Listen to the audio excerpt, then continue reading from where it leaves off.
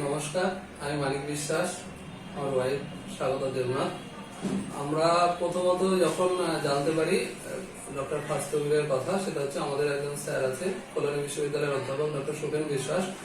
তার মারফতেই আমরা প্রথমে এলজিন রোডে দেখাতে যাই ডাক্তারবাবুর কাছে। আমরা নর্মালি আমাদের বেবি এসেছিল, তবুও আমরা ডাক্তারবাবুর কথা শুনেছি, খুব প্রথিতযশা ডাক্তার। ফলে তার কথা শুনেই আমরা চন্দননগরে পরে এসেছি আমরা লকডাউন হওয়ার পরে। এবং চন্দননগরের পরিষেবা ভালো, আমাদের খুবই ভালো লেগেছে বলেই পরবর্তী যতগুলো আমাদের এখানে চেক আপ ছিল সবগুলোই আমরা এসেছি। আজও আমরা পোস্ট বেবি চেক আপ, আমার মেয়ে হয়েছে। ধন্যবাদ ডাক্তারবাবুকে, ডক্টর খাস্তগিরকে, যিনি খুব সুন্দরভাবে ডায়াগনস্টিক করে আমাদের বাচ্চাকে সুন্দরভাবে পৃথিবীতে নিয়ে এসেছে। তাকে অসংখ্য ধন্যবাদ আমাদের পক্ষ থেকে, এবং চন্দননগরের এবং কলকাতার পুরো টিমকে আমাদের অসংখ্য ধন্যবাদ যে এই পরিস্থিতিতে এরকম একটি পরিস্থিতিতে এরকম পরিষেবা দেওয়ার জন্য। এইটুকুই বলার।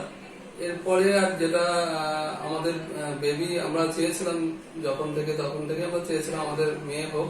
আমরা খুবই আনন্দিত আমাদের মেয়ে হওয়ার জন্য।